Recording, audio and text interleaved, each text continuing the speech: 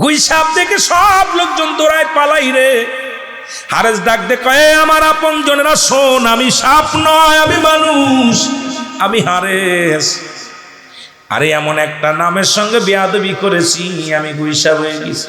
সেই নামটা হলো শেষ নবী রাহমাতুল লিল আলামিন, নবীদের নবী রাহমাতুল লিল আলামিনের নামের সঙ্গে বেয়াদবি করেছি।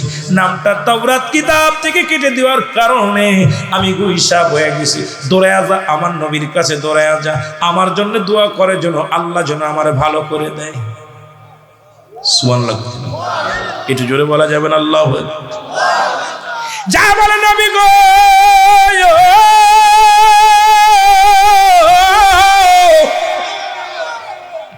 আপনার হারে তার মানুষ নাই, গুই সাপ হয়ে গেছে। কি হয়ে গেছে? গুই সাপ হয়ে গেছে।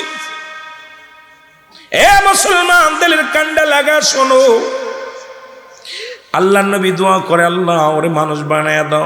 আমার আল্লাহ কয় হাতটা নামায় নাও, কারণ আজকে তোমার দোয়া কবুল হবে না।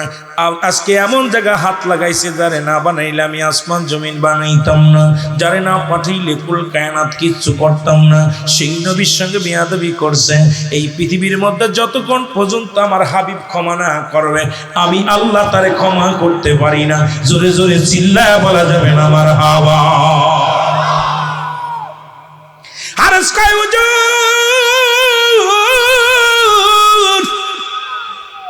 আমি মানুষ হতে চাই না, আমাকে হায়াত আল্লাহর কাছে দোয়া করেন।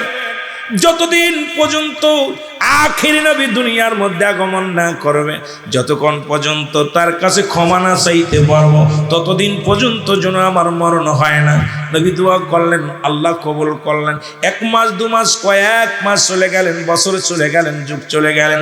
রহমতের নবী দুনিয়ার মধ্যে আগমন করলেন। মক্কাতে মদিনা থেকে মক্কায় নবী আগমন করলেন। ও মুসলমান শুনে নাও, খবর পাইলেন রহমতের নবী দুনিয়ার মধ্যে আগমন করেছে। উনি মদিনা থেকে মক্কার দিকে হাঁটা শুরু করলেন বুকে হেঁটে। তখন মদিনা থেকে মক্কায় যেতে লাগতো 6 মাস।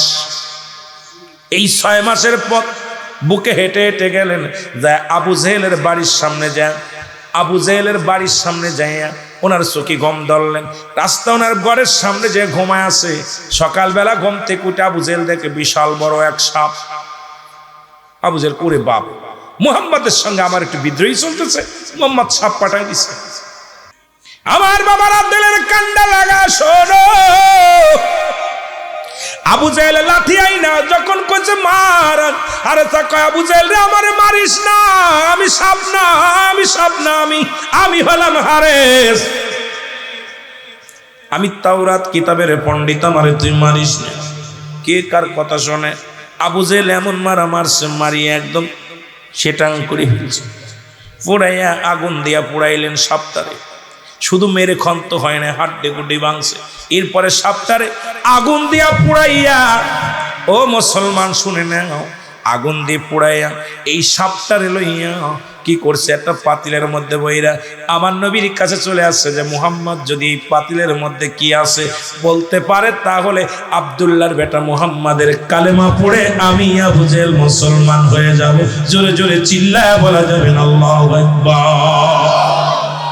আবু জেহেল সকালবেলা পাতিলে করে ছাইগুলো নিয়ে বলে, এ আব্দুল্লাহর বেটা মুহাম্মদ সাল্লাল্লাহু আলাইহি ওয়াসাল্লাম, তুমি যদি বলতে পারো পাতিলের মধ্যে কি আছে, যদি পাতিলের মধ্যে কি আছে বলতে পারো, তাহলে আমি কথা দিলাম জনগণের সামনে আমি কালেমা পড়ে মুসলমান হয়ে যাব।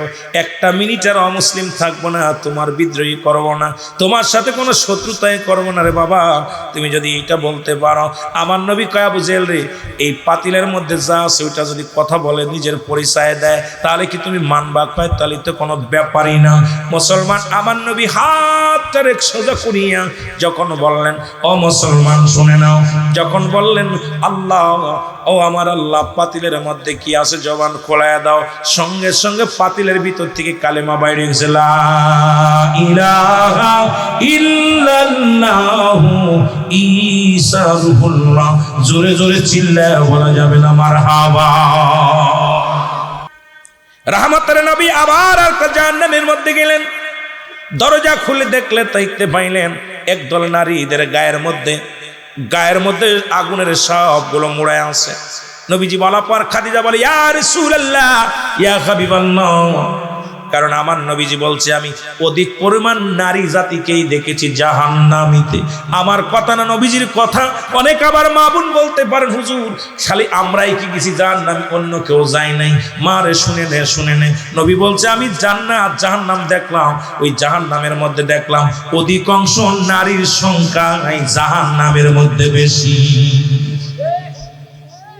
নবীজি বললেন, খাদিজা বলে, ইয়া রাসূলুল্লাহ, ইয়া হাবিবাল্লাহ, নবী গো, কিসের কারণে আগুনের সাপগুলো গায়ের মধ্যে মোড়ানো? নবী বললেন, খাদিজা রে, আমি জিবরিল আমিনের কাছ থেকে শুনেছি। জিবরিল আমিন বলছে, আল্লাহ বলাই দিয়েছে জিবরিল কি এই সমস্ত নারীরা পাতলা কাপড় পরিধান করতো, জর্জেট কাপড়।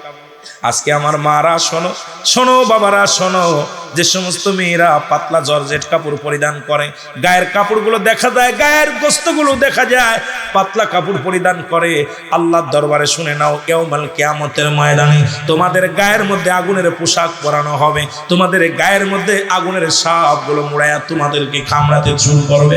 এ আমার মারা শোনো, এ আমার মারা শোনো, একটু মোটা কাপড় গায়ে দিও। তোমাদের অনুরোধ করি মা গো, তোমাদের অনেক দাম, তোমাদের অনেক মূল্য গো মা, কারণ তোমাদের গর্ভে থেকে নবীগণ আসছে, তোমাদের গর্ভে থেকে আলেমগণ আসছে, তোমাদের গর্ভে থেকে আলেম ওলামা হাফেজকারী আসছে।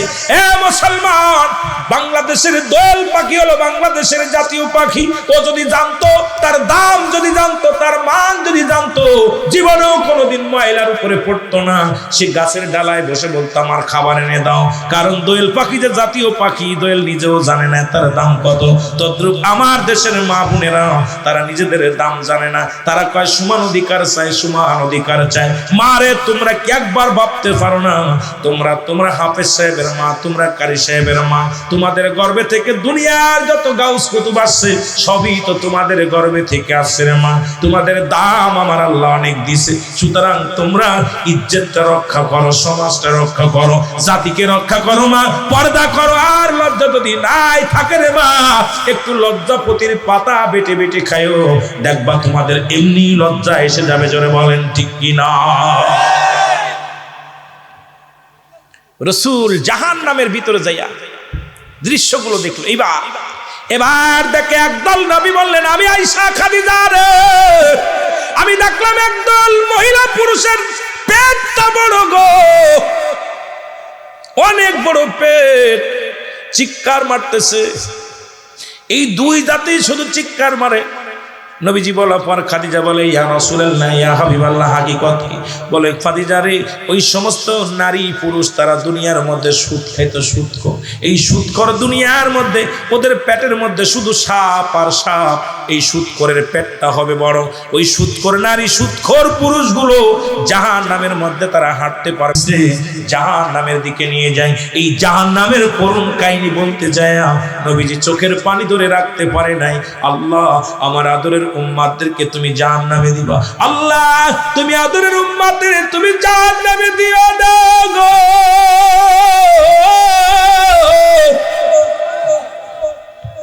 সুতরাং আমি আপনাদেরকে বলে যাই, ও বাবারা শোনো, আল্লাহ কয় জাহান্নাম রাখছি উইদ্দাতুল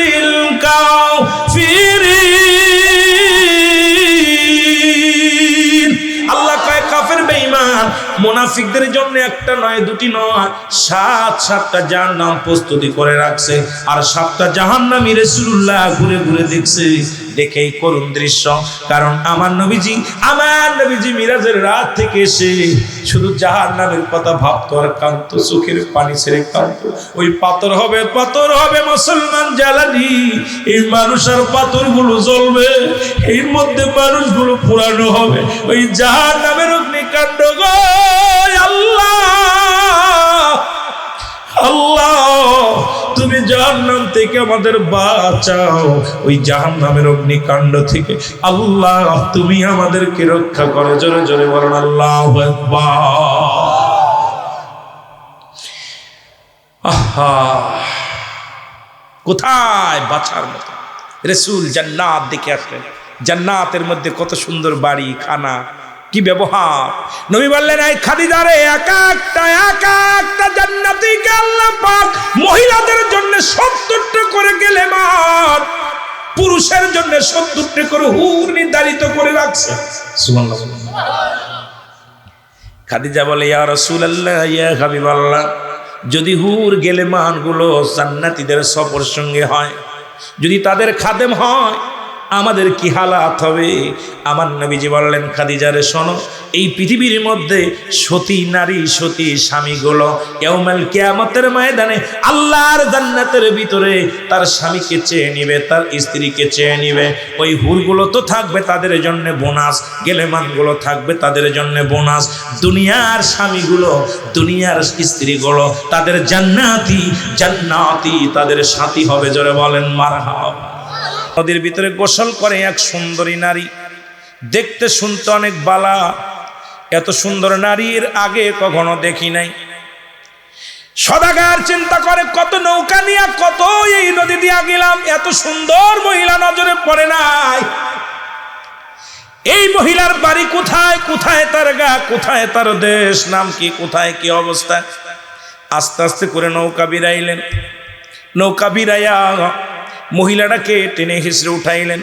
ওনার গায়ে তো কোনো কাপড় নাই। উনি আস্তে আস্তে করে গলা পানিতে গেলেন, সদাগর টান দিয়ে উঠাইয়া তাকে কাপড় দিয়ে আবৃত করলেন, নিয়ে গেলেন, জোর করে বাড়িতে নিয়ে গেলেন। বাড়ি নিয়ে কাজী ডাক দিয়ে বিয়ে করাইলেন। বিয়ে করে একদিন নয়, দুদিন নয়, 12টা বছরের সংসার করলেন। কয় বছর? কথা বলেন, কয় বছর? 12 বছর সংসার করলেন। এ আমার ভাইয়েরা, আল্লাহ তাকে 10টা ছেলে মেয়ে সংসারের মধ্যে দিয়ে দিলেন। কয়টা? 10 ছেলে মেয়ে হয়ে গেল। একটা নয়, দুটি নয়, 10টা পোলাপান আল্লাহ তারে দান করলো। হঠাৎ একদিন সদাগরকে বলে, সদাগর রে, 12টা বছর তোমার বাড়িতে কাজ করলাম, কষ্ট করলাম, এখন তুমি আমাকে একটু, আমি গোসল করবো নদীর ঘাটে যে। আবার যখন নদীর ঘাটে যা ডুব দিছে, বড় ইত্যাদি ঘটনাটা শুনে নেন বাবা। সঙ্গে সঙ্গে আবার উনি মহিলা থেকে পুরুষ হয়ে গেছে। দেখে কানের ভিতরে নাই দুল, নাকের ভিতরে নাই নাকফুল, গলার ভিতরে নাই মালা, হাতের ভিতরে নাই বালা। যেরকম ছিল উনি তাকায় দেখে রে, 12 বছর আগে যে ওই লুঙ্গি আর গামছা যেখানে রেখেছিল কাপড়খানা, সেই কাপড়খানায় এখনো দুলতেছে। ও মুসলমান, শুনে নাও, দিলের কান্ডা লাগায় শুনে নাও। সঙ্গে সঙ্গে উনি কি করলেন, ওখান থেকে উঠে ধরে কাপড় নিয়ে বাড়ি গেলেন। বাড়ি নিয়ে যায় দেখে বিবি এখনো মাছের আঁশটা ফেলাইতেছে। জোরে বলা যাবেন আল্লাহু আকবার। মাছের এখনো আঁশ ফেলাই। ডাক দিয়ে কয়, বিবি রে, তোমার মাছ কুটা হয় নাই? ডাক দিয়ে বলে, স্বামী, ও আমার স্বামী, আপনি শুনেলেন, এই মাত্র আপনি গেলেন, আমার কি 2টি হাত দিয়ে আমি কত কি করব? এই মাত্র আপনি গেলেন গোসল করতে, আপনি বলেন এত ফস করে রান্না কেমনে করব, মাছ কেমনে করব? কয়, বিবি রে, আমি বড্ড ভুল করে ফেলেছি, আমি অপরাধী। কারণ আমার জীবন থেকে 12টা বছর পার হয়ে গেছে। আমি মানুষের এক সদাগরের সংসার করেছি, 12টা বছর সংসার করেছি। সেই সংসারে আমাকে আল্লাহ 10টা ছেলে মেয়েও দান করেছে। আরে আমি 12 বছর কাটা, 12 বছরের মধ্যে যদি মাছ কুটা না হয়, আমার নবী মিনিটে, আমার নবী দিন লাগে না, ওই 27 বছর লাগে না, মাস লাগে না। আমার নবীজি মিনিটের মধ্যে মৌলার দিদার করতে পারে। কেউ মানুক আর না মানুক, আমি মানি। জোরে জোরে চিল্লায় বলো মারহাবা। এই তাওরাত কিতাবের মধ্যে লেখা ছিল রাহমাতুল লিল আলামিনের নাম। আর এই তাওরাত কিতাবের পণ্ডিত যেমন কোরআনের হাফেজ আছে অনেক, তাওরাত কিতাবের পণ্ডিত যিনি ছিলেন হাফেজ, নাম হলো হারেস। নাম কি? হারেস।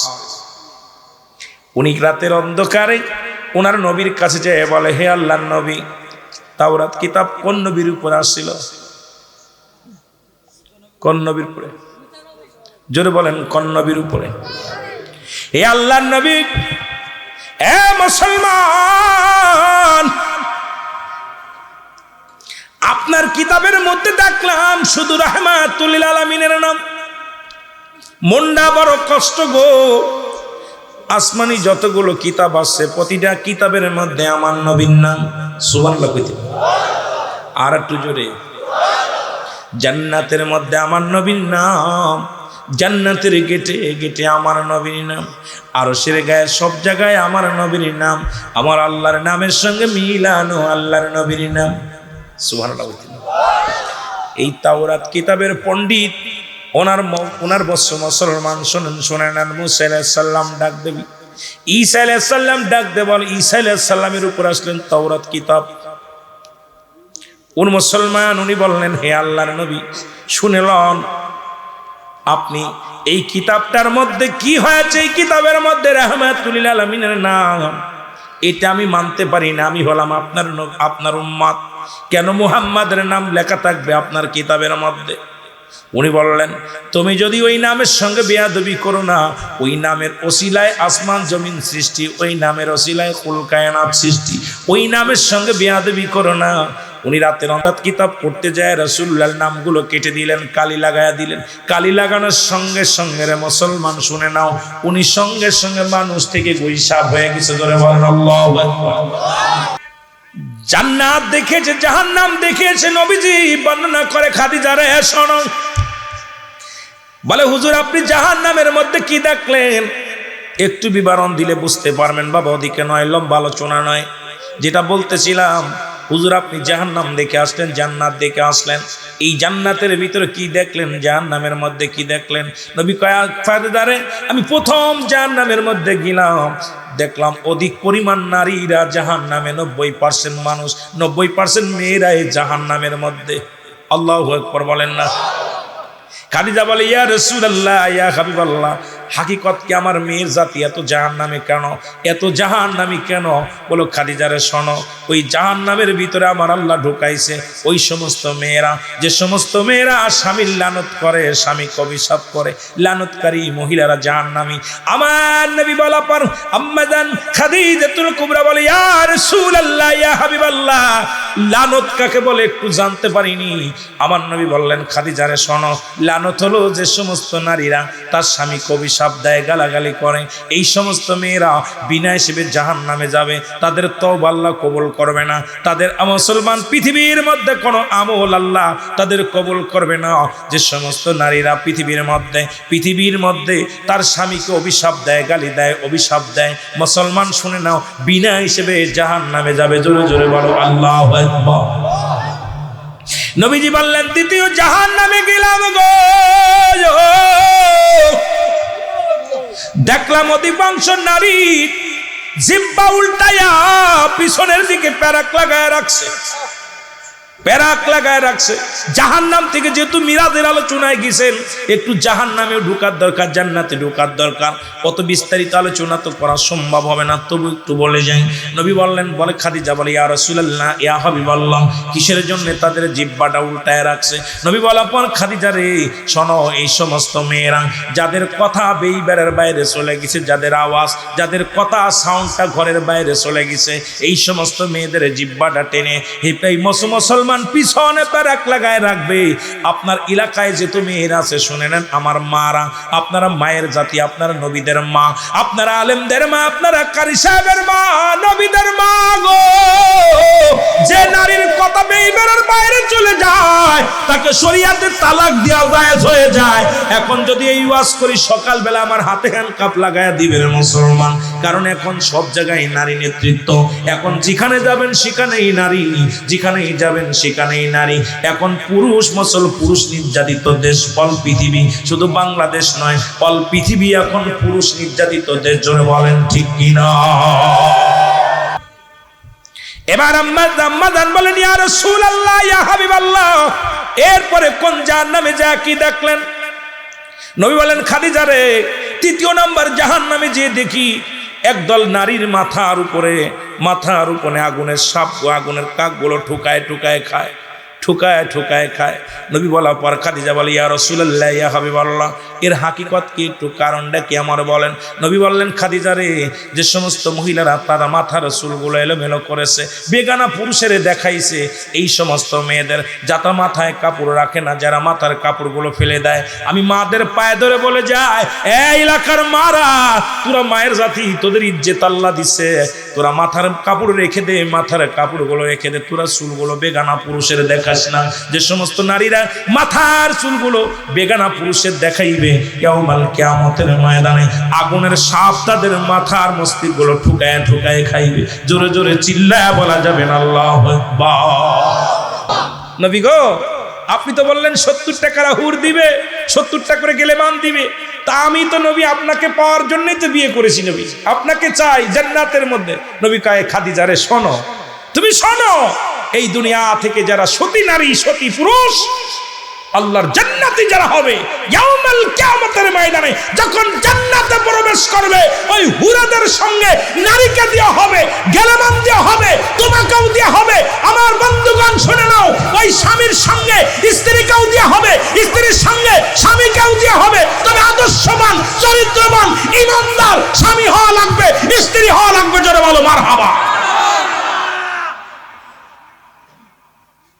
আল্লাহু আকবার। জান্নাত জাহান্নাম বিবরণ নবী দিতে যায়, শুধু কানছে, কান্না, খালি কান্নার কথা।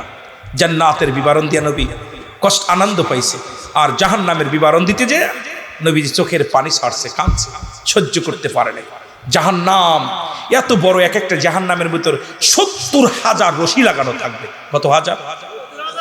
70,000 রশি লাগানো থাকবে। এক একটা জাহান্নামের এক একটা রশির মধ্যে 70,000 ফেরেশতা ধরে টানবে। কত হাজার? একটা রশির মধ্যে, কোনে একটা রশির মধ্যে 70,000 ফেরেশতা ধরে টানবে। জাহান্নাম ভয়ে পালাবে, জাহান্নাম কিয়ামতের দিনে ভয়ে পালাবে। আল্লাহ বলবে জাহান্নাম কোথায় যাও? আল্লাহ তোমার বান্দার করুণ কান্না, ওই কান্না আমি সহ্য করতে পারি না, আর কত আমারে পুরাইবা, ওদের সহ্য করতে। আমার আল্লাহ বলবে এ জাহান্নাম, তোকে তো বানাইছি নাফরমানিকে সাইজ করার জন্য, তোকে তৈরি করেছি ওদেরকে সাইজ করার জন্য। দুনিয়ার জেলখানা যেমন বানায় অপরাধীকে শাস্তি দেওয়ার জন্য, জাহান্নাম বানাইছে আল্লাহ অপরাধীকে শাস্তি দেওয়ার জন্য। আল্লাহ বলবে এ জাহান্নাম, পালানোর কোনো ব্যবস্থা নাই, আমি তোকে বানাইছি শুধু নাফরমানি বান্দাদেরকে সাইজ করার জন্য। পালাই লাভ নেই, তুমি শুধু জ্বলবে ওরা জ্বলবে, তুমি শুধু জ্বালাইতে থাকবে ওরা জ্বলবে।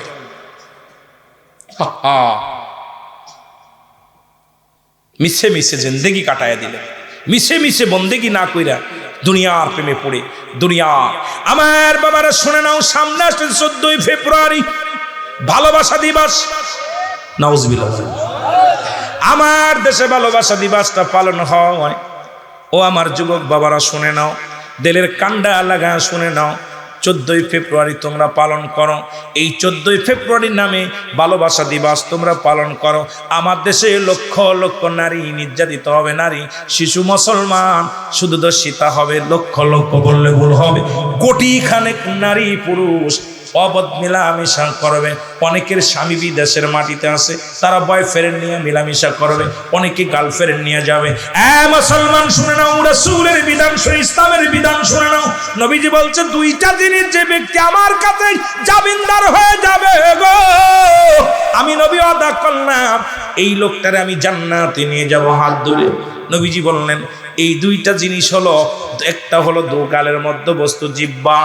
মুসলমান শুনে নাও, রহমতের নবী শুধু একভাবে নয়, অসংখ্য অসংখ্যবার আমার নবীজিকে নিয়ে এই মিরাজ নিয়ে তৎকালীন জামানার মানুষগুলো কত অবহেলা করেছে, নবীর দিদার নিয়ে অবহেলা করেছে, নবী নবুয়াত পেয়েছে এটা নিয়ে অবহেলা করেছে। তারা কারা?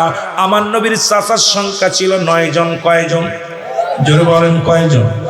এই 9 জনের মধ্যে 2 জন হলো ইমানদার, একজনের নাম আমির হামজা, একজনের নাম আব্বাস। বাকি 7 জনই রাসূলকে মানতে পারে নাই। তাদের ধারণা ছিল আব্দুল্লাহর বেটা মুহাম্মদ কেমনে নবী হয়। ওই 7 জনের বংশধর যারা জীবনেও মিরাজ মানবে না, তারা ওই 7 জনের বংশধর যারা নবীকে কখনো মানবে না, তারা ওই 7 জনের বংশধর যারা আমার নবী সাধারণ মানুষ ভাববে, তারা ওই 7 জনের বংশধর যারা আমার নবীর মিলাদ কিয়াম করে না, তারা ওই 7 জনের বংশধর যারা আমার নবীকে ছোট করে দেখে, তারা ওই 7 জনের বংশধর যারা তারা কয় নবী আমগার মতো মানুষ ভাবে, তারা। জোরে জোরে চিল্লায়া বলা যাবে না ঠিক কিনা? শুধু তাই নয়, নবীর ফুফুর সংখ্যা ছিল 6 জন। কয়জন? 6 জনের ভিতরে 2 জন হলো ইমানদার, একজনের নাম হযরত সুফিয়া, যিনি নবীজি দুনিয়ার মধ্যে আগমন করলেন, যিনি ওই ঘরের মধ্যে ছিলেন, মুসলমান মা আমিনার ঘরের মধ্যে ছিলেন, ওনার নাম হলো হযরত সুফিয়া। দ্বিতীয় হলো যিনি হলো উম্মুল, এই দুজন মহিলা একমাত্র রাসূলকে মানতে পারছে। বাকিগুলো বলছে আব্দুল্লাহর বেটা মুহাম্মদ কেমনে নবী হয়? সে তো আমরা তারে কোলে পিঠে মানুষ করলাম, তারে খাওয়াইলাম, তারে পড়াইলাম। এই এলাকার মধ্যে অনেক আলেম আছে, তাদের যখন আলেম হয় অন্য এলাকার মধ্যে বড় বক্তা, কিন্তু আপনারা কোনো আবার বক্তা হলো কেমনে, আবার আলেম হলো কেমনে? ঠিক নবীর জামানাও এইরকম বেঈমান গুলো ছিল। আল্লাহ কমিনান নাস, মানুষের মধ্যে কবি তারা বলবে আমাদের ঈমান আনছে, বিল্লাহি আল্লাহর প্রতি অবিদান দিনা কিরাতের প্রতি বিশ্বাস স্থাপন করছে, ওমা হুম বিমুমিনিন। আল্লাহ কয় হাবিব গো, ওই মানুষের মধ্যে কিছু লোক আছে যারা আপনার কাছে আগমন করবে, তারা বলবে আমরা ঈমানদার, তারা বলবে আমরা মুত্তাকিন। দুনিয়ার মানুষ শুনে নাও, অথচ রাসূলুল্লাহর সঙ্গে তারা ধোঁকাবাজি করতে চেয়েছিল, এখনো আছে, এখনো আছে, এখনো আছে অসংখ্য বেঈমানের দলেরা। আমার নবীকে কোন কাজ করলে খাটো করা যায়, নবীর সম্মান কোনটা করলে নষ্ট হয়, নবীর সম্মানের উপরে যাতে আঘাত আসে, রাসূলুল্লাহর চাদর ধরে, ইজ্জতের চাদর ধরে এটা টানাটানি করে, এরা মুমিন নয়, মুসলমান নয়, এরা মানব দানবের ভিতরেই পড়ে না। জোরে জোরে বলেন ঠিক কিনা? রাসূলের ফুফুর সংখ্যা ছিল 6 জন, ঈমানদার 2 জন, বাকি হলো 4 জন। এই 4 জনের বংশধর যারা আজও নবীকে মানতে পারে নাই, তারা আজও তারা নবীকে মানতে পারে নাই, নবীকে তারা চিনতে পারে নাই। আমার নবীর সাধারণ পাবলিক মনে করত। এই জন্য আমি বলতেছিলাম যে কথা নবী বলেন হায়াতি খায়রুন লাকুম ওয়া মামায়াতি খায়রুন লাকুম। আমার নবী বলে ওয়াফাতি খায়রুন লাকুম। আমার নবী কয় উম্মতিরা গো,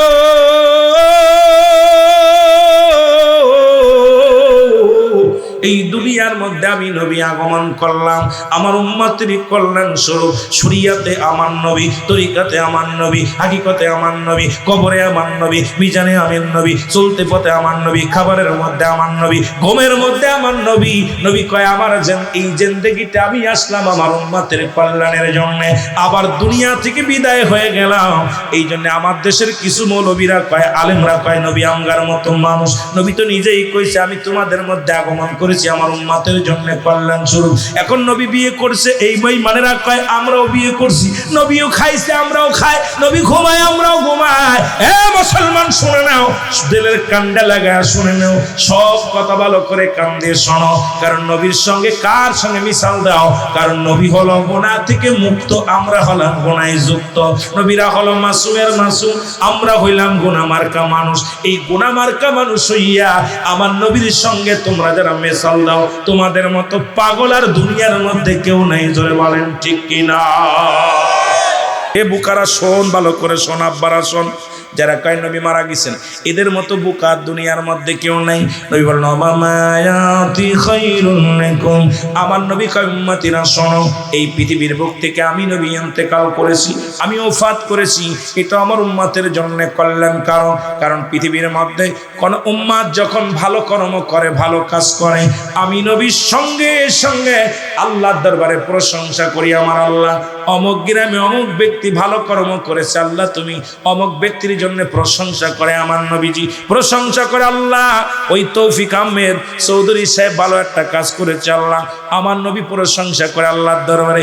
আবার কোন উম্মত যদি গুনাহের কাজ করে, সঙ্গে সঙ্গে আমার নবী বলে, আমি আমার আল্লাহর দরবারে বলি, আল্লাহ ওই আক্তার আলী সাহেব আল্লাহ গুনাহ করেছে, আমি অমুকের তরফ থেকে তোমার দরবারে ক্ষমা চাই। আমার নবী ইস্তেগফার করে বান্দার জন্য, আল্লাহ অমুক গ্রামে অমুক বান্দা অন্যায় করেছে, আমি অমুকের তরফ থেকে ইস্তেগফার করলাম, ক্ষমা চাই। পৃথিবীর মধ্যে অন্যায় করে ছেলে মাপ চায়, বাবাই অন্যায় করে গ্রামের ছেলে মাপ চায়, চেয়ারম্যান মেম্বার যাইয়া এমন নবীর উম্মত হইলাম, ভুল করি আমি ক্ষমা চাই রহমতের নবী। এই নবীর পক্ষে থাকার দরকার আছে কি না? তোরা দেখ রে তবু বুড়া টানে সিগারেট, জোরে কোন ঠিক কিনা? ও বুড়ার চুল পেকেছে, পাকছে দাড়ি, গাল করেছে ব্যাক। তোরা দেখ তোরা দেখ রে তবু বুড়া টানে সিগারেট। ও বুড়ার পাও গেছে কবরে, বুড়া হাতে নিছে লাঠি, বুড়ার মুখে জলে বাইরে জুনের গোদের বাতি, বুড়ার চুল পেটেছে পাকছে দাড়ি গাল করেছে ব্যাক। তোরা দেখ রে তবু বুড়া টানে সিগারেট। দাড়ি পেকে গেছে, কবরে যার মতো হয়ে গেছে, মুখ ভেঙে গেছে, দাঁত পুড়ে টান দস্যু কি টান। অন্ধকার রাত্রে ভালো দেখা যায়, অন্ধকার রাত্রে মনে হয় জুনি পোকা জ্বলতেছে, জুনি পোকা না, জুনি পোকার মতো মাঝে মাঝে জ্বলে ওঠে লিভে যায়, জ্বলে ওঠে লিভে যায়, টান টুকটাক শুকটাক আর টুকিটাক। কথা কন ঠিক কিনা? আল্লাহ মায়ের গর্ভে যখন ছিলেন আপনার আমার আল্লাহ তাআলা নাবির সঙ্গে নাবি জুড়াইয়া দিছে। এই মুখ দিয়ে কুরক্ত খাওয়ার নাই, এই মুখ দিয়ে আল্লাহর জিকির করবেন, এই মুখ দিয়ে কোরআন পড়বেন, এই মুখ দিয়ে হাদিস পড়বেন, এই মুখ দিয়ে আল্লাহর গোলামি করবেন, প্রশংসা করবেন। এই জন্য আমার আল্লাহ মুখের ভিতর দিইনি। কিন্তু আমার কি অবস্থা, বাংলাদেশের যে অবস্থা দেখতেছি, একটা বিড়ির 15-20 টাকা দাম, তাও খাইতে হবে। জোরে বলেন ঠিক কিনা? আহারে, হিন্দুদের দেয় মুখী আগুন মরা পর, আর মুসলমান মুখী আগুন নেয় মরার আগেই। কথা কান ঠিক কিনা? মুহা আগুন দেয় না, কথা কন না কেন? হিন্দুদের মুহা আগুন দেয়, দেখছেন? মুহা আগুন দেয়, আড়াই গুলি দিয়ে মুখের ভিতরে আগুন দিবে। আর আমরা কত বড় নিকৃষ্ট জাত, জাহান্নামের ভয়ে কান্দি, কিন্তু মুখের ভিতর বিড়ি ঢুকাইতেছে। ঠিক কিনা? ঠিক কিনা? আল্লাহ কবুল করো। জেরে বলেন ঠিক কিনা? আমার ভাইয়েরা, আমার বন্ধুরা, আপনাদের কাছে করজোড়ে দাবি করি, ওয়াজ শুনে লাভ কি? যেহেতু বসেছেন, আজ থেকে প্রতিজ্ঞা করবেন, এই মুখ দিয়ে কাউকে গালি দিব না, মুখ দিয়ে বকা কথা বলবো না, মুখ দিয়ে কাউকে কষ্ট দিব না, মুখের ভিতরে হারাম জিনিস বক্ষণ করবো না, মুখটারে পবিত্র রাখবো। যদি একটা মানুষ মানতে পারেন, আমার আল্লাহর দরবারে আমার ওয়াজটা সার্থক হবে। এবার 2 পায়ের মধ্যবস্তু, নবীজি বলছেন 2 পায়ের মধ্যবস্তু স্ত্রীলিঙ্গ পুরুষলিঙ্গ, একমাত্র স্বামী স্ত্রী ব্যতীত কোথাও প্রচার করবে না। আল্লাহ নবী ওয়াদা করেছে, ওই ব্যক্তিটাকেও আমি নবী হাত ধরে জান্নাতে নিয়ে যাবো। জোরে বলেন সুবহানাল্লাহ। আর একটু জোরে। 14 ফেব্রুয়ারির জন্য যারা প্রস্তুতি নিয়েছে, শোন বাবা, ভালো করে শুনে না। আজকে 10 ফেব্রুয়ারি নয়, যেহেতু পার হয়ে গেল, 10 রাত পড়ে গেছে, আর মাত্র 4টা রাত আছে।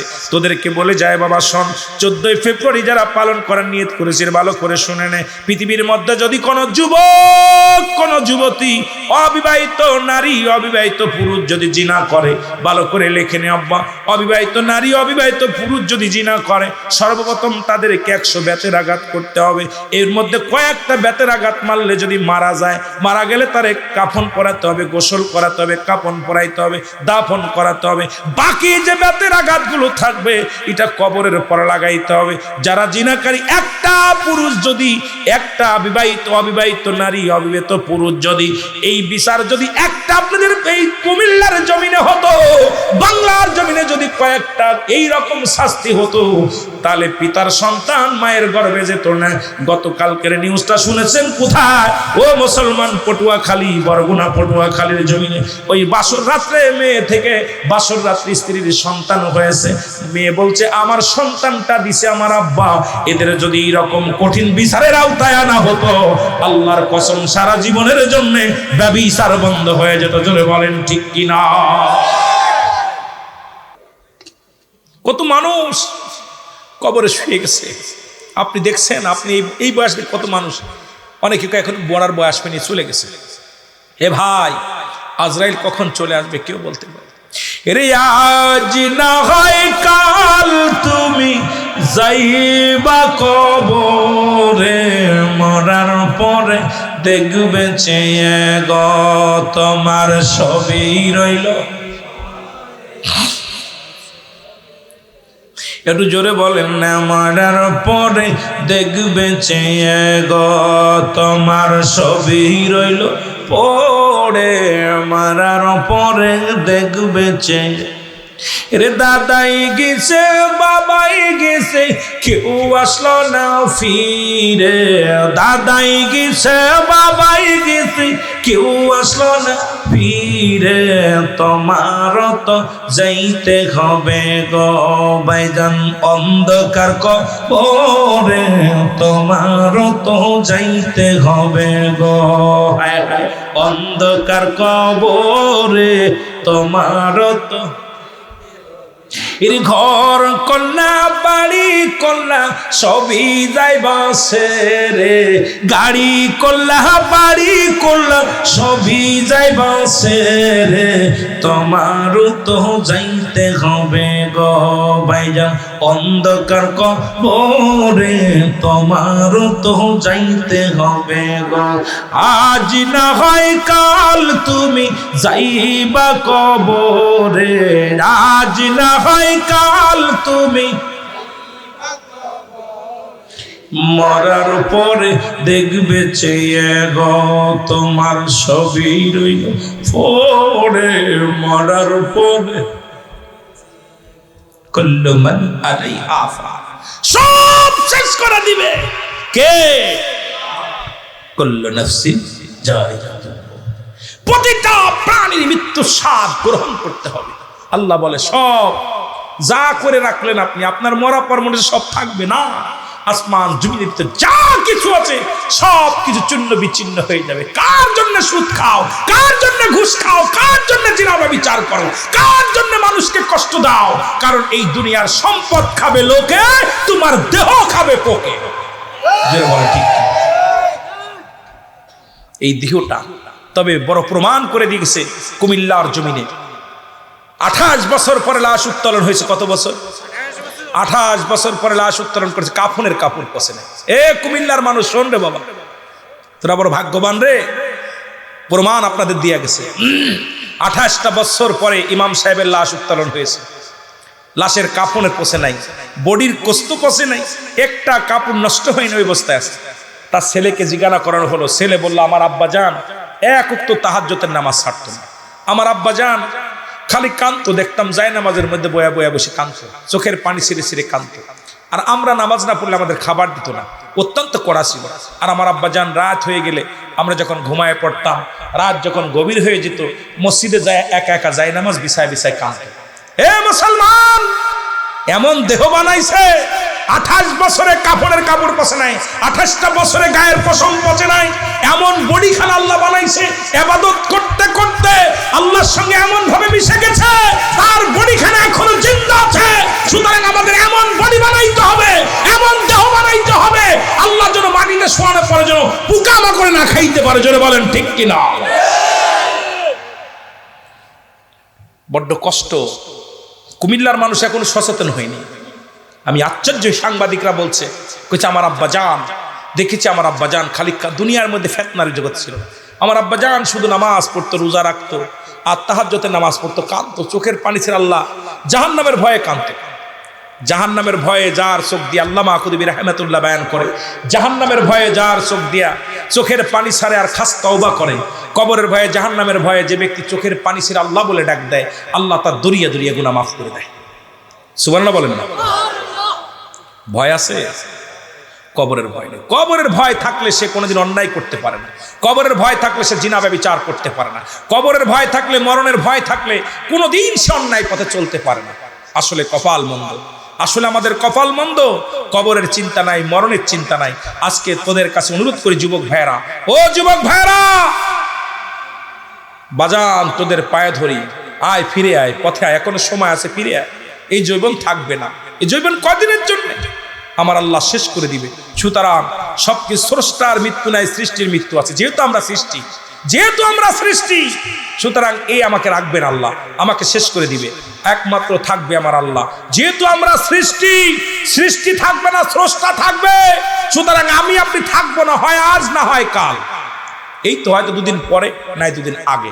এই জন্য অনুরোধ করবো আপনাদেরকে যে আপনারা বেশি বেশি করে ইবাদত করেন, বেশি বেশি করে আল্লাহ জিকির করেন, বেশি বেশি করে মা বাবার খেদমত করেন, বেশি বেশি করে আপনার সমাজের মধ্যে ভালো কাজ করেন, বেশি বেশি করে আপনি রোজা রাখবেন, বেশি বেশি করে নামাজ পড়বেন, বেশি বেশি করে দান খয়রাত করবেন, বেশি বেশি করে সন্তানদেরকে নামাজের জন্য তাগিদ দিবেন।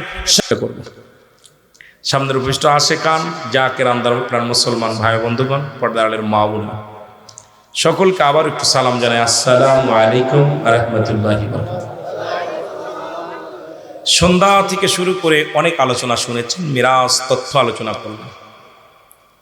এই রজব মাসটা মেরাজের রাত, নবীজি সশরীরে রাসূল আকরাম সাল্লাল্লাহু আলাইহি সাল্লাম পদ্মগমন করেছেন, দেখছেন। আর এখান থেকে শরিয়াত, তরিকত, হাকিকত, মারিফাত, জান্নাত জাহান্নাম দেখে এসে নবীজি বিবরণ দিয়েছেন। জান্নাতে কি আছে, জাহান্নামে কি আছে, কোন পথে চলতে হবে, কোন পথে এগুলো অতিক্রম, কাদের সাথে সালাত আদায় করেছেন। সমস্ত ফেরেশতারা তারা স্বাগতম জানাইলেন। পুরো আসমানটাকে সাজানো হলো ফুল দিয়ে। জোরে বলুন মারহাবা। আর একটু জোরে বলেন। তা আলোচনা কি হয়েছে আমি তো সব শুনতেও পারি নাই, জানিও না। যদি সাবজেক্ট দেওয়া থাকতো তাহলে বুঝতে পারতাম যে আমার সাবজেক্ট হয়তো উনি যায়নি, ওনার সাবজেক্টে আমিও যাব না। অনেক সময় সাবজেক্ট না থাকার কারণে দেখা যায় একই আলোচনা সবাই করে, সন্ধ্যা থেকে শুরু করে সব একরকম আলোচনা করে। তাহলে যেহেতু আপনাদের আজকে যুগ উপযোগী বর্তমান সমাজ খুব ভয়ঙ্কর একটা বিরাজ করতেছেন, মুসিবাতের জামানা, গজবের জামানা। এই জামানায় ইমান নিয়ে চলা বড় কঠিন, দুরস্কার হয়ে গেছে। হাতের উপরে আগুন রাখা যাবে, ইমান রাখা যাবে না। ঠিক সেই জামানায় এসে গেছেন। কোরআনটা থুয়েছেন, কারণ পাটা রাখছি তো এখানে, বারবার কোরআনটা এখানে রয়েছে, যেহেতু পা উপরে রয়েছে। এটা আদবের একটা ক্লাব। যেহেতু টুলের উপরে আমি পা রাখছি, টেবিলের উপরে কোরআন। এটা ইহুদি নাসারাদের কর্মকাণ্ড। এই জন্য অনেক সময় আলিয়া মাদ্রাসার যিনি মুয়াদ্দিস ছিলেন, যিনি প্রথম যে প্রতিষ্ঠাতা, এনাকে নিয়ে অনেক কমি ভাইয়েরা টোল ফেলে যে উনি যখন কোরআন শরীফ, যখন হাদিস পড়াচ্ছিলেন, কোরআন পড়াতেছিলেন, তখন উনি টেবিলের পর বইছে, পা দিছে কিসের পর, চেয়ারের পরে। পা দিছে চেয়ারের পরে, টেবিলের পর বইছে। এই জন্য অনেক সময় এগুলো নিয়ে কমি জামাতের ভাইয়েরা টোল ফেলে যে তোদের কমি আলিয়া মাসার সিলসিলা জানি, তোরা কোরআনের মর্যাদা কেমনে দিছিস। এই জন্য সবসময় কোরআনকে প্রাধান্য দিতে হবে, মূল্যায়ন দিতে হবে। যেখানে পা রাখি সেখানে কোরআনটাকে রাখলে অমর্যাদা হয়ে যায়। কোরআনের সম্মান, কোরআনের দাম, কোরআন অনেক ওজন। কোরআনের ভার সহ্য করতে পারেন এই গাছে, কোরআনের ভার সহ্য করতে পারেন এই পাহাড়ে, কোরআনের ওয়েট ভার এটা সহ্য করতে পারেন এই জমিনে। কোরআনের ভার সহ্য করেছে এই মানুষের মাথার ভিতরে আছে, এইটা সহ্য করেছে। সুবহানাল্লাহ বলেন না। পাহাড় বলছে আল্লাহ আমার ভিতরে দিলে আমি পুড়ে জ্বলে শেষ হয়ে যাবে, এত ওজন আমি সহ্য করতে পারবো না। জমিন বলছে আমার ভিতরে দিয়ে না আল্লাহ, আমিও শেষ হয়ে যাব। গাছ বলছে আল্লাহ আমার উপরে দিলে আমি পুড়ে শেষ হয়ে যাব। তাহলে মানব জাতির উপরে দিছে, সেই মানুষ কোরআনের মর্যাদা আমরা দিতে জানি না। কোরআনকে সবসময়ের জন্য মর্যাদা দিতে হবে। জোরে বলুন আমিন। আমার ভাই আলোচনা করছে, আমি অন্তে একটু টাচ দিয়ে আমি মূল আলোচনায় চলে যাব। মিরাজ থেকে ঘুরে আসলেন রাসূল আকরাম সাল্লাল্লাহু আলাইহি সাল্লাম। এসে আম্মাজান খাদিজাতুল কুবরাকে বলেন, হে খাদিজা, আমি আল্লাহর সঙ্গে দেখা করেছি। সুবহানাল্লাহ বলেন না। কার সাথে? জোরে চিল্লায় বলেন না। আল্লাহর সঙ্গে কথা হয়েছে। ঠিক এইভাবে পর্দা ছাড়া যত নবী গেছেন লাম, কখনোই না, সম্ভব নয়। সমস্ত নবীগণ আরজ করছে যে আমি আল্লাহ আপনাকে দেখতে চাই। আল্লাহ বলছে লাম, কখনোই না, সম্ভব না, হবে না। কারণ আমার এই নূরের তাজাল্লি সহ্য করার ক্ষমতা আমি সব নবীকে দিই নাই। সুবহানাল্লাহ বলেন না। এই জন্য যুগে যুগে যত নবী আসছে, আলোচনা খেয়াল করবেন। হযরত আদম আলাইহিস সালাম আমাদের আদি পিতা, ওনার কাছে জিবরিল আমিন আগমন করছে মাত্র 12 বার। কয়বার? জোরে বলেন কয়বার? 1000 বছর জিন্দা থাকা পর মাত্র হয়েছে কতবার? 12 বার। কয়বার? হযরত ইদ্রিস আলাইহিস সালামের কাছে জিবরিল আগমন করছে মাত্র 4 বার। কয়বার? যিনি জান্নাতের মধ্যে আছে এখনো জিন্দা, 4 বার। হযরত ইব্রাহিম আলাইহিস সালামের কাছে জিবরিল আগমন করেছে 450 বার। কয়বার? কয়বার 42 বার। ইব্রাহিম আলাইহিস সালামের কাছে আছে কয়বার? 42 বার। আর মূসা আলাইহিস সালামের কাছে আছে 450 বার। আর আমার আপনার নবী মাত্র শরিয়াতে 63 বছরের জিন্দেগি। শরিয়াতে কতদিন? 570 খ্রিস্টাব্দে দুনিয়ার মধ্যে আসছে। এখন শরিয়াতে আসছে, কিন্তু না ছিল আকাশ, না ছিল বাতাস, না ছিল কোনো দৃপ্তিময়। তখনও আমার নবী। সুবহানাল্লাহ বলেন না? আরো জোরে বলেন। আদম যখন মাটি পানি তখন আমার নবী। মারহাবা বলেন না? অনেক ওয়াজের দিকে যেতে লাগলে অনেক সৃষ্টির রহস্য একটা বই আছে, সৃষ্টির রহস্য। এই সৃষ্টি জগতের রহস্য নিয়ে যখন আপনি কিতাবটা গবেষণা করবেন, সুন্দর আলোচনা পাবেন। এই সৃষ্টি জগতে কি সৃষ্টি করলেন, নূর আসলো কোথা থেকে, মাটি আসলো কোথা থেকে, আগুন আসলো কোথা থেকে, সব বিস্তারিত। আগুন, পানি, মাটি, বাতাস মিশ্রিত চারটা মশলা। একটা হলো আগুন, পানি, মাটি, বাতাস। চারটা রং প্রতিটা মানুষের মধ্যে। সুবহানাল্লাহ বলেন না? কয়টা রং? চারটা রং। আমার বাজানরা গভীর মনোযোগ, যেটা বলতেছিলাম। এখন 570 খ্রিস্টাব্দে শরিয়াতে নবী আসছে। নবীর কাছে 63 বছরের হায়াতের জিন্দেগি শরিয়াতে। এই নবীর কাছে জিবরিল আমিন আগমন করছে মাত্র 24,000 বার। কতবার? কত দিনে? কথা বলেন। মাত্র 63 বছরের হায়াতের জিন্দেগিতে শরিয়াতে রাসূলের কাছে আগমন করছে জিবরিল আমিন 24,000 বার। মনে হয় কম? কথা কন। আর আদম নবীর কাছে আছে কয়বার? আদি পিতা যিনি, তার কাছে আছে কয়বার? আর আমার নবীর কাছে আছে কয়বার? মাঝখানে অনেক নবী। এক বনি ইসরায়েলদের মধ্যে শত শত নবী আসছে, ঠিক কি না? আমার ভাই হাজার হাজার নবী আসছে পৃথিবীর মধ্যে, কিন্তু অসংখ্য নবীর মধ্যে আপনার হলো কয়েকজন নবীর কথা কোরআনে আসছে। মাত্র 25 জন নবীর কথার নাম কোরআনে আসছে। 25 জন নবীর কথা। লোকমান হেকিমকে দিলে আসে 25 জন, 26 জন নবীর কথা আসছে কোরআনুল কারিমের মধ্যে। এখন আমাদের দেশে অনেক আলেমরা বলতেছে এই যুগে কোরআন শরীফ নাজিল হইলে আমাদের নামটাও থাকতো। আমি কারোর গিবাত করতে চাই না, কারণ বলতে কষ্ট লাগে। এখন বর্তমান ওয়াজের মসন নাই, ওয়াজ নাই। বর্তমান রক্তের সাথে বেঈমানি করা শুরু করেছে আলেম ওলামা। যেটা বলেন ঠিক কিনা? কারা কামড়া কামড়ি। নবীজি বলছে বাল হুয়া কেলাফ, এই দুনিয়াটা হলো পচা দুর্গন্ধ মরি, মানুষের চরিত্র হলো কুকুরের চরিত্র। ঠিক ওলামায়ে কেরামের অবস্থা সেই একই অবস্থা বিরাজ করতেছেন। এই খাসলাত আলেমদের মধ্যে এখন আলেমরা সুন্নিরা সুন্নিদের কামড় দিতেছে, বাতিলেরা বাতিলদের কামড় দিতেছে।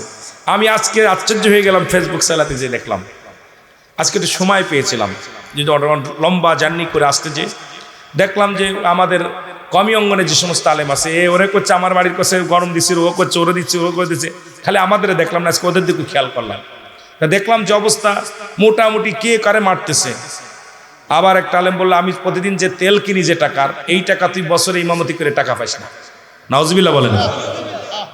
এটা কষ্ট পেলাম কথাটা শুনে, যে একজন আলেমরে বলতেছে, ইমামরে বলতেছে তুই যে ইমামতি করিস, তুই কি জানিস আমি প্রতিদিন যে কয় টাকা তেল ফুরাই আমার গাড়ির, এই কয় টাকা তুই বেতন পাইস না সারা মাসে।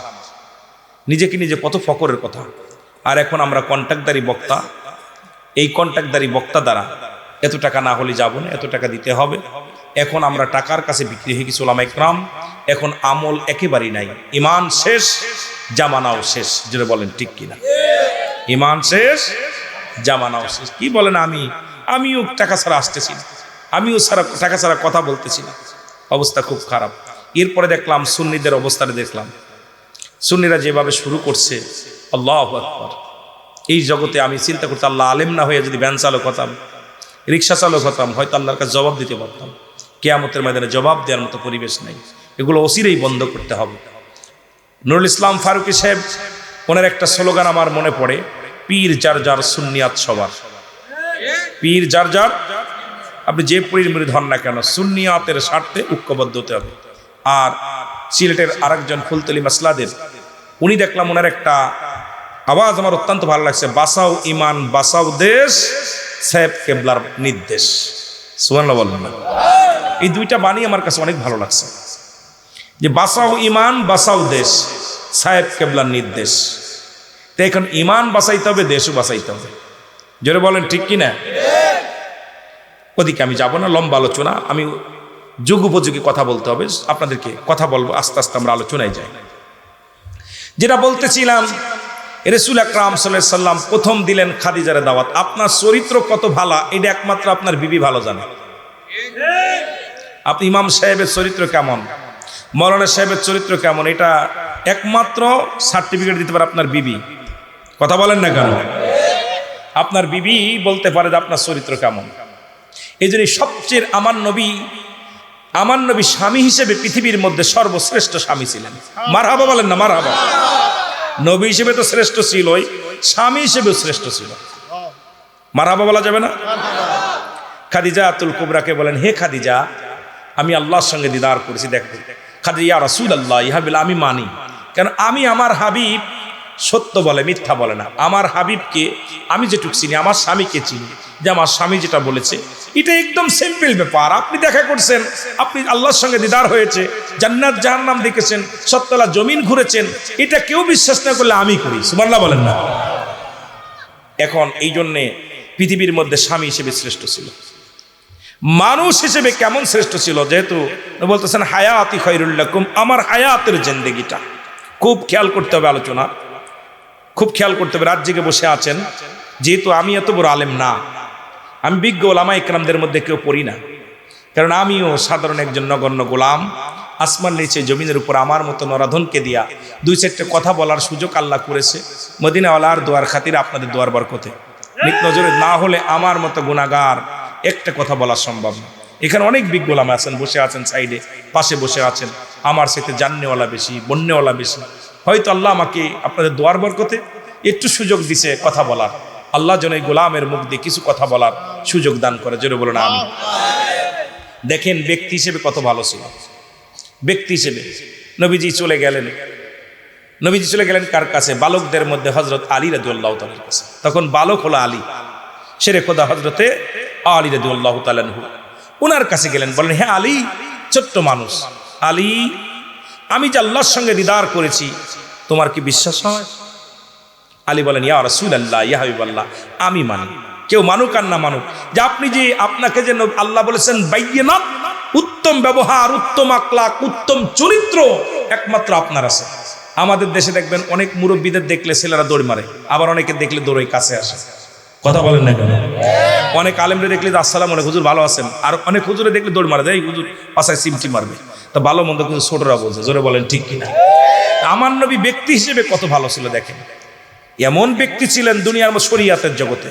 যেহেতু আমরা অনেকে বলি নবীজি দুনিয়াতে আসেন, নবী হায়াতি খায়রুল লাকুম, আমার হায়াতের জিন্দেগিটা উম্মতের জন্য কল্যাণ স্বরূপ ছিল।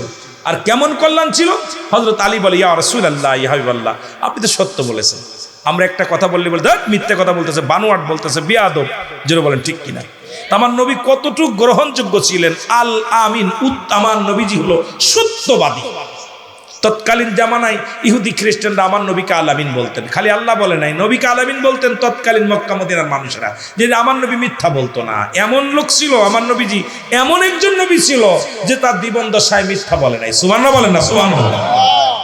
বলি, ইয়া রাসূলুল্লাহ, ইয়া হাবিবাল্লাহ, আমি আলী আপনাকে মানি। ছোট মানুষ মেনে নিছে বালকদের মধ্যে। নবী চলে গেছে বৃদ্ধদের মধ্যে। নবীর চাইতে 6 মাসের বড় ছিল নবীজির শ্বশুর। নাম কি? পরে হয়েছে শ্বশুর, আগে হয়নি, কিন্তু আগে হয় নাই, পরে হয়েছে। এই শ্বশুর হলো হযরতে সিদ্দিকে আবু বকর রাদিয়াল্লাহু তাআলা আনহু। জোরে বলেন মারহাবা। আর একটু জোরে বলেন। নবীর চাইতে 6 মাসের বড়। কয় মাসের বড়? 6 মাসের বড় হলো হযরত আবু বকর সিদ্দিক। কার চাইতে? রাসূলুল্লাহ চাইতে। আপনারা বুঝতেছেন কথা? রাসূলুল্লাহ চাইতে 6 মাসের বড়। নবীজি বলেন, আবু বকর, আমি তো আল্লাহর সঙ্গে দিদার করেছি, দেখা করেছি, জান্নাত দেখেছি, জাহান্নাম দেখেছি, ইত্যাদি ইত্যাদি বিবরণ দিলেন। আমি নামাজ পড়েছি, এরকম কথা বলেছি, আমি ওখান থেকে ফেলে গেছিলাম, ওখান থেকে ফেলে গেছিলাম, এই প্রাণী বলতেছেন। কিন্তু আবু বকর বলি, ইয়া রাসূলুল্লাহ, আমি মানি। আমার নবী বলে, আবু বকর রে, তুমি এত বড় একটা জিনিস বিশ্বাস করলা? আবু বকর বলে, ইয়া রাসূলুল্লাহ, ইয়া হাবিবাল্লাহ, আমি তো জীবনে আল্লাহকে দেখি নাই। আপনি যখন বলেছিলেন আল্লাহ একজন আছেন, কালেমা পড়াইছিলেন লা ইলাহা ইল্লাল্লাহু মুহাম্মাদুর রাসূলুল্লাহ, নবী গো, তখন তো আমি আপনাকে কোনো প্রশ্ন করি নাই। সুবহানাল্লাহ বলেন না? নবী গো তখন তো আমি কোনো প্রতীক কিছু বলি নাই। ইয়া রাসূলুল্লাহ, এত বড় সত্যকে যদি আমি মেনে নিতে পারি, আপনি আল্লাহর সঙ্গে দেখা করেছেন, আপনি রাহমাতুল লিল আলামিন, আল্লাহর সঙ্গে সাক্ষাৎ হয়েছে, কেউ বিশ্বাস না করলে আমি আবু বকর মানি। জোরে বলেন মারহাবা। তাহলে জ্ঞানীরাও নবীকে কত শ্রদ্ধা করত। চলে গেলেন গোলামের কাছে নবীজি, জায়েদের কাছে। জায়েদ, আপনার কাজের আমার ড্রাইভার জানে আমার চরিত্র কেমন। গোপনে আমার ড্রাইভারে জিগাইবেন, হুজুরি হুজুর তো ফজরের নামাজ পড়ে না, আসরের নামাজ পড়ে না, হুজুর খালি মহিলাদের লগে ঘোটা আড্ডা মারে, হুজুর মোবাইলে কথা বলে। আপনার ক্যারেক্টার কেমন এটা একমাত্র আপনার ড্রাইভার বলতে পারে। জোরে বলেন ঠিক কিনা? আপনার বাড়ির কাজের মানুষ বলতে পারে, যাকে আপনি 12 মাসে কাজে নিয়েছেন, ও বলতে পারে আপনার চরিত্র কেমন। আপনি অফিসে বসেন, আপনার মৌরি বলতে পারবে আপনার চরিত্র কেমন। 9-6 করে যখনই করবেন মৌরি 9-6 করবে, তো মৌরি বলতে পারবে হুজুরের চরিত্র কেমন। তো এই জন্য আপনার ক্যারেক্টার কেমন এটা একমাত্র আপনার কাজের মানুষ বলতে পারবে। নবীজি কাজের মানুষের কাছে গেলেন, জায়েদের কাছে। জায়েদ, আমি তো এই বৃত্তান্ত। নবী জায়েদ বলি, ইয়া রাসূলুল্লাহ, আপনি তো সত্য বলেছেন, আমিও মানি। মারহাবা বলেন না? আর একটু জোরে বলেন মারহাবা। নবী শুধু ব্যক্তি হিসেবে নয়, নবী হিসেবে শ্রেষ্ঠ ছিল, ব্যক্তি হিসেবে শ্রেষ্ঠ ছিল, মানুষ হিসেবে শ্রেষ্ঠ ছিল। নবী কুলের শিরোমণি ছিলেন। পৃথিবীর মধ্যে তৎকালীন জমিনের মধ্যে নবীর তুলনায় একমাত্র নবী, তার সঙ্গে আর কোনো তুলনা হয় না। জোরে বলেন ঠিক কিনা? আমার ভাইয়েরা, ওই কথাটা যখন সবাই বলা বলি করতে লাগলো, তৎকালীন জামানায় এক বেঈমান ইহুদি, ওনার মনের ভিতরে খটকা লাগলো, এই 27 বছরের রাস্তা, এইটা আমার নবীজি কয়েক ঘন্টার মধ্যে নবী ঘুরে আসছে, এটা কেমনে বলে? আব্দুল্লাহর বেটা মুহাম্মদ, এর মাথা গেছে গা, পাগল হয়ে গেছে। কথা বুঝেন নাই? নবী কি যে কত কষ্ট দিছে আমার নবীকে, আহা, আমার নবী কি যে কত কষ্ট দিছে। আমার নবীজি সারা জিন্দেগি ভরে উম্মাতের মায়ায় কাঁদছে। নবীজি শুধু কষ্ট পেয়েও নবীজি চোখের পানি ঝরাইছে।